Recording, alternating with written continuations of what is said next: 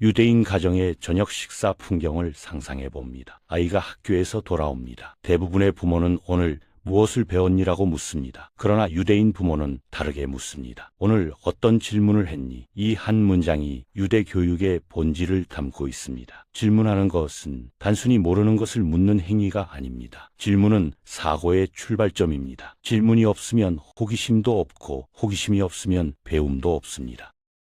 탈무드는 유대교의 구전 율법을 기록한 문서로 기원 후 200년경부터 500년경까지 약 300년에 걸쳐 완성되었습니다. 예루살렘 탈무드와 바빌로니아 탈무드 두 가지 버전이 있으며 바빌로니아 탈무드가 더 방대하고 권위 있는 것으로 인정받습니다. 총 63권의 책으로 구성되어 있고 미슈나와 게마라 두 부분으로 나뉩니다. 미슈나는 법조항이고 게마라는 그에 대한 랍비들의 토론과 해석입니다. 이 방대한 문서는 단순한 종교 경전이 아닙니다. 법률, 윤리, 철학, 의학, 천문학, 농업, 상업에 이르기까지 삶의 모든 영역을 다룹니다. 예시바라고 불리는 유대인 학교에서는 독특한 학습 방식이 펼쳐집니다. 하브루타라는 짝 학습 시스템을 사용합니다. 두 명의 학생이 짝이 되어 탈무드 구절을 읽고 서로에게 질문하고 토론하고 논쟁합니다. 교사는 정답을 주지 않습니다. 학생들이 스스로 답을 찾도록 유도합니다. 한 구절을 두고 여러 해석이 가능합니다. 학생들은 각자의 해석을 제시하고 논리적으로 방어해야 합니다. 이 과정에서 비판적 사고력, 논리적 추론 능력, 의사통 능력이 길러집니다. 탈무드에는 실제로 이런 이야기가 있습니다. 랍비 엘리에제르와 다른 랍비들이 한 율법 문제를 놓고 논쟁했습니다. 엘리에제르는 혼자서 자기 의견을 주장했고 다른 모든 랍비들은 반대했습니다. 엘리에제르가 말했습니다. 내 말이 맞다면 저 캐롭 나무가 증명할 것이다. 그러자 캐롭 나무가 100m를 날아갔습니다. 그러나 랍비들은 말했습니다. 나무는 증거가 되지 못한다. 엘리에제르가 다시 말했습니다. 그렇다면 저 시냇물이 증명할 것이다. 시냇물이 거꾸로 흐르기 시작했습니다. 랍비들은 말했습니다. 시냇물도 증거가 되지 못한다. 마침내 엘리에제르가 말했습니다. 하늘이 증명할 것이다. 하늘에서 소리가 들렸습니다. 엘리에제르의 말이 옳다. 그러나 랍비 여호수아가 일어나 하늘을 향해 말했습니다. 토라는 시내산에서 주어졌습니다. 우리는 하늘의 소리에 귀 기울이지 않습니다. 다수의 의견을 따를 것입니다. 탈무드는 이 이야기 뒤에 덧붙입니다. 그때 하나님이 웃으시며 말씀하셨다. 내 자녀들이 나를 이겼구나. 이 이야기는 유대인의 사고방식을 보여줍니다. 기적이나 신비가 아니라 이성과 논리가 중요합니다. 권위가 아니라 논증이 중요합니다. 심지어 신의 목소리보다 인간의 이성적 판단을 우선시합니다. 이것이 유대인들이 과학과 학문에서 뛰어난 성과를 내는 이유입니다. 그들은 어떤 권위도 맹목적으로 받아들이지 않습니다. 심지어 성경 구절도 토론하고 해석하고 재해석합니다. 실제로 유대인은 전 세계 인구의 0.2%에 불과하지만 노벨상 수상자의 23%가 유대인입니다. 물리학상 수상자의 26%, 의학상 수상자의 28%, 경제학상 수상자의 42%가 유대인입니다. 아인슈타인, 프로이트, 마르크스, 키신저, 스필버그, 저커버그 모두 유대인입니다. 이것은 우연이 아닙니다. 체계적인 교육 시스템과 지적 전통의 결과입니다.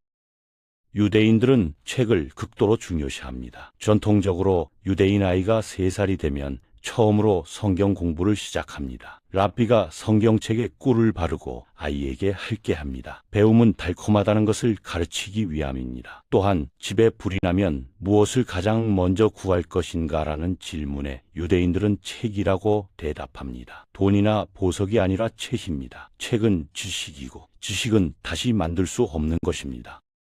돈과 부에 대한 탈무드의 가르침은 매우 실용적입니다. 많은 종교가 청빈을 미덕으로 여기지만 탈무드는 다릅니다. 탈무드 바바 메치아 편에는 이런 구절이 있습니다. 사람은 자기 돈을 3부분으로 나누어야 한다. 3분의 1은 땅에, 3분의 1은 사업에, 3분의 1은 손에 쥐고 있어야 한다. 이것은 분산 투자의 원칙입니다. 2000년 전에 이미 위험 관리의 개념을 가르쳤습니다. 모든 돈을 한 곳에 투자하면 위험합니다. 분산하면 하나가 실패해도 다른 것이 남습니다.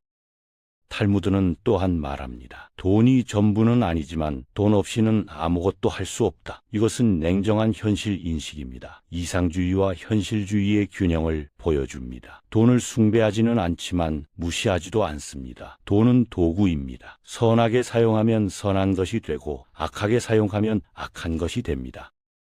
또 다른 구절은 이렇게 말합니다. 저울을 속이는 자는 간음보다 더 큰 죄를 짓는 것이다. 간음은 한 사람을 해치지만 거짓 저울은 모든 사람을 해친다. 상거래의 정직함을 극도로 강조합니다. 중세 유럽에서 유대인 상인들은 정직하기로 유명했습니다. 기독교인들은 같은 기독교인을 속여도 유대인은 속이지 않았다는 기록이 있습니다. 유대인과의 계약은 서면이 필요 없었습니다. 말 한마디면 충분했습니다. 이것이 역설적입니다. 가장 차별받던 집단이 가장 신뢰받는 집단이 되었습니다. 다이아몬드 산업이 좋은 예입니다. 앤트워프, 뉴욕, 텔아비브의 다이아몬드 거래소는 유대인들이 장악하고 있습니다. 그들 사이에서는 수억 달러 규모의 거래가 악수 한 번으로 이루어집니다. 계약서가 없습니다. 마젤 운 브라카, 행운과 축복이라는 히브리어 인사와 함께 악수하면 거래가 성립됩니다. 이런 신뢰 시스템이 가능한 것은 배신하면 공동체에서 영원히 추방되기 때문입니다. 유대인 사회에서 신뢰를 잃는 것은 사업적 죽음을 의미합니다. 공동체의 힘이 신뢰를 강제합니다. 자선에 대한 탈무드의 가르침도 독특합니다. 히브리어로 자선은 체다카라고 하는데 이 단어의 어원은 정의를 뜻하는 체덱입니다. 즉 자선은 은혜가 아니라 정의입니다. 부자가 가난한 자에게 주는 것은 선택이 아니라 의무입니다. 가난한 자는 부자의 돈에 대한 권리가 있습니다. 이것은 혁명적 사고입니다. 대부분의 사회 내에서 자선은 부자의 선의입니다. 그러나 유대교에서는 의무입니다. 탈무드는 자선의 8단계를 구분합니다. 12세기 랍비 마이모니데스가 정리한 것입니다. 첫 번째이자 가장 낮은 단계는 마지못해 주는 것입니다. 구걸하는 사람을 보고 어쩔 수 없이 줍니다. 주지만 기분이 나쁩니다. 두 번째는 기꺼이 주지만 부족하게 주는 것입니다. 마음은 있지만 인색합니다. 세 번째는 요청받은 후에 충분히 주는 것입니다. 상대가 필요한 만큼 줍니다. 네 번째는 요청받기 전에 주는 것입니다. 상대가 구걸하기 전에 먼저 알아차리고 줍니다. 다섯 번째는 받는 사람이 주는 사람을 모르지만 주는 사람은 받는 사람을 아는 경우입니다. 여섯 번째는 주는 사람이 받는 사람을 모르지만 받는 사람은 주는 사람을 아는 경우입니다. 일곱 번째는 주는 사람과 받는 사람이 서로를 모르는 경우입니다. 익명으로 주고 익명으로 받습니다. 여덟 번째이자 가장 높은 단계는 일자리를 주거나 사업 자금을 빌려주거나 동업자로 받아들여서 그 사람이 스스로 설 수 있게 돕는 것입니다. 이 마지막 단계가 핵심입니다. 물고기를 주지 말고 물고기 잡는 법을 가르치라는 것입니다. 유대인 공동체에는 실제로 이런 시스템이 있습니다. 젊은이가 사업을 시작하려 할 때 공동체가 무이자로 돈을 빌려줍니다. 담보도 필요 없습니다. 성공하면 갚고 실패하면 갚지 않아도 됩니다. 이렇게 공동체가 개인을 키웁니다. 개인의 성공이 공동체의 성공이기 때문입니다. 시간에 대한 탈무드의 가르침도 인상적입니다. 탈무드 산헤드린 편에는 이런 구절이 있습니다. 한 생명을 구하는 자는 온 세상을 구하는 것이다. 이 구절은 원래 살인을 금지하는 맥락에서 나왔지만 시간의 소중함을 말하는 데도 사용됩니다. 각 사람의 시간은 그 사람의 생명 자체입니다. 다른 사람의 시간을 낭비하게 만드는 것은 그 사람의 생명 일부를 빼앗는 것입니다. 유대인들은 시간 약속을 철저히 지킵니다. 회의 시간에 늦는 것은 큰 결례입니다. 10명이 참석하는 회의에 10분 늦으면 100분의 시간을 낭비한 것입니다. 당신의 10분이 다른 10명의 10분씩을 빼앗은 것입니다. 탈무드는 말합니다. 시간을 훔치는 자는 생명을 훔치는 자다. 시간은 유일하게 다시 살 수 없는 자원입니다. 안식일 제도도 시간 관리의 지혜입니다. 금요일 해질녘부터 토요일 해질녘까지 모든 일을 멈춥니다. 불을 켜지도 않고 요리도 하지 않고 돈을 만지지도 않고 전화도 받지 않습니다. 오직 휴식하고 가족과 시간을 보내고 공부하고 기도합니다. 현대 세속적 유대인들도 많은 경우 안식일을 지킵니다. 이것이 그들을 정신적으로 건강하게 유지하는 비결입니다. 일주일에 하루는 완전히 쉬는 것입니다. 이메일도 보지 않고 업무 전화도 받지 않습니다. 현대 자본주의 사회에서 이것은 혁명적입니다. 항상 연결되어 있고 항상 일하고 항상 생산적이어야 한다는 압박에서 벗어납니다. 이것이 역설적으로 생산성을 높입니다. 쉬지 않고 일하면 번아웃이 옵니다. 그러나 규칙적으로 쉬면 장기적으로 더 많은 일을 할 수 있습니다. 안식일은 단순한 종교 의식이 아니라 삶의 지혜입니다.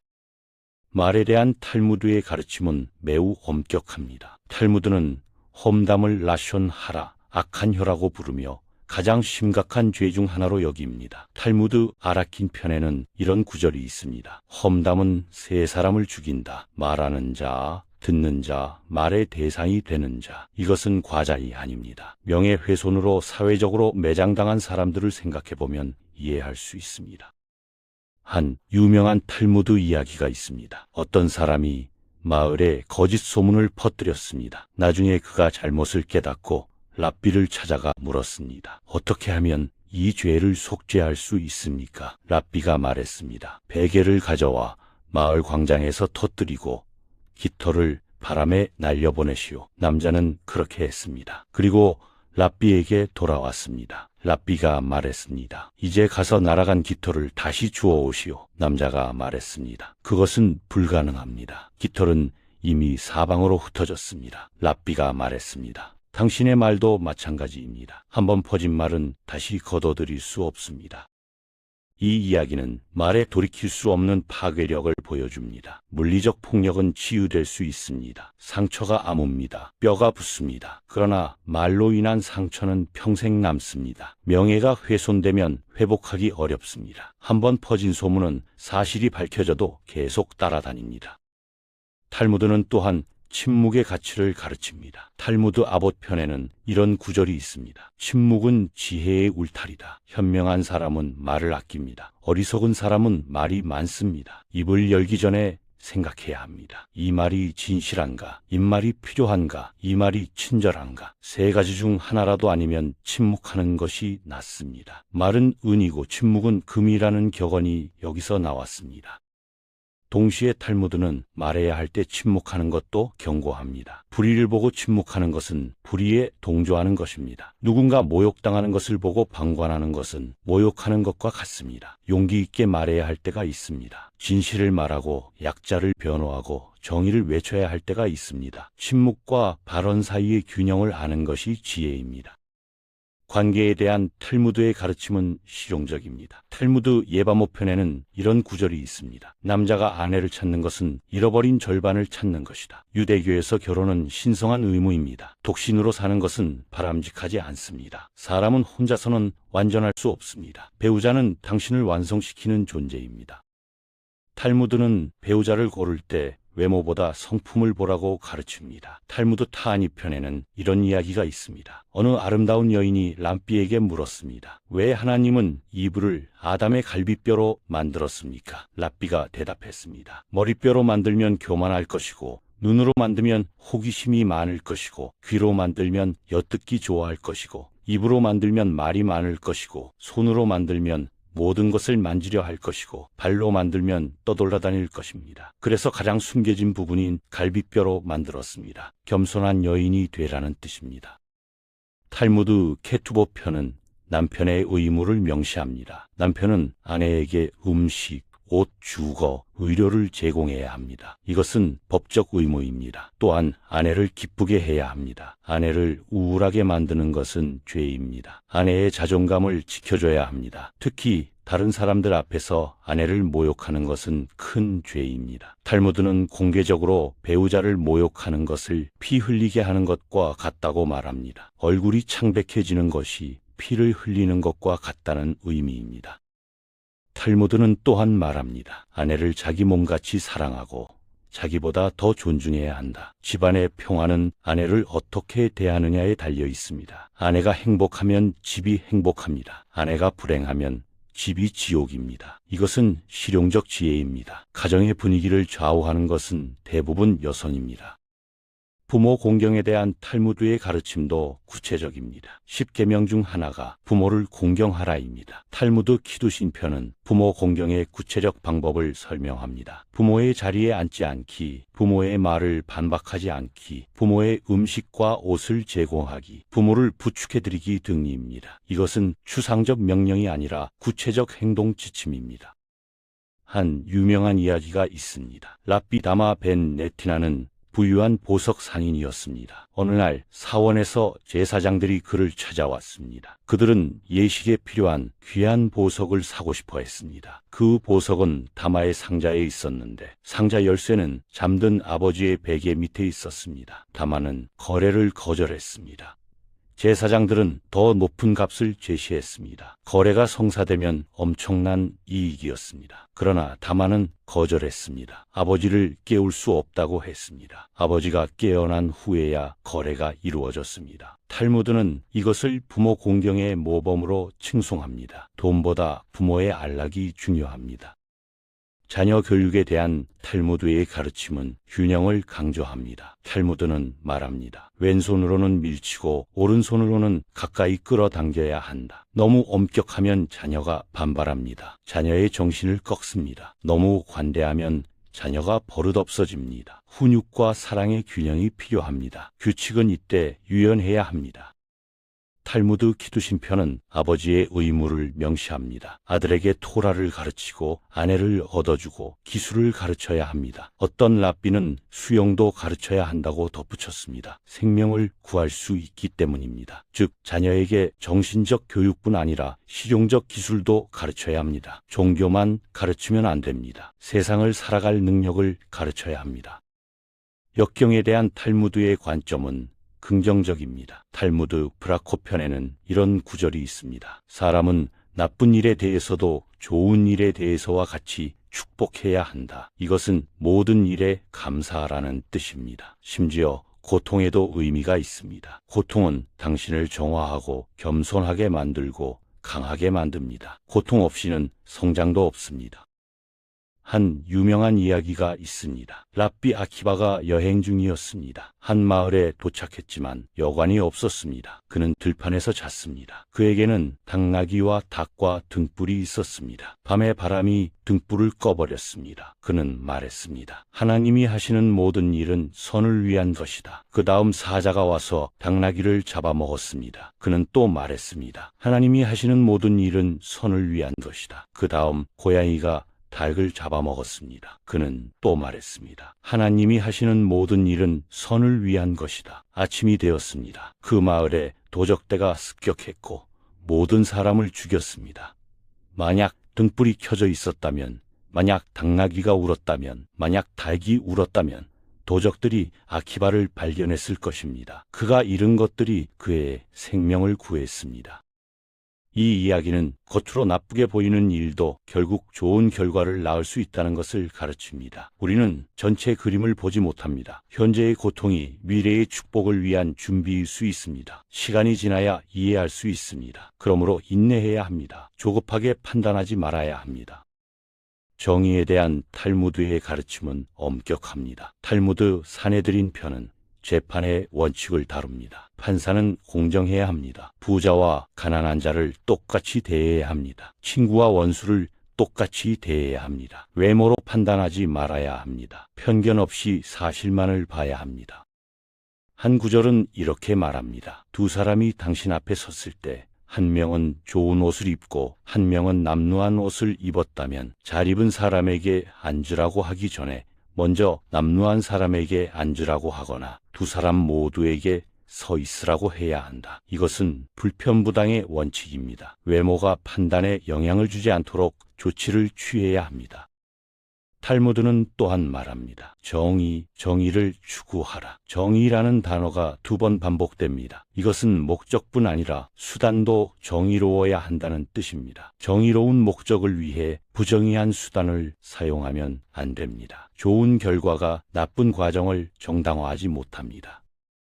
증인에 대한 규정도 엄격합니다. 사형 판결에는 최소 2명의 증인이 필요합니다. 한 사람의 증언만으로는 사람을 죽일 수 없습니다. 증인은 직접 본 것만 증언해야 합니다. 들은 것은 증거가 되지 않습니다. 전문 증거는 인정되지 않습니다. 거짓 증언을 한 증인은 자신이 피고인에게 가하려 한 형벌을 받습니다. 만약 거짓 증언으로 누군가를 사형에 처하게 하려 했다면 그 증인이 사형을 받습니다. 이것은 거짓 증언을 막는 강력한 장치입니다.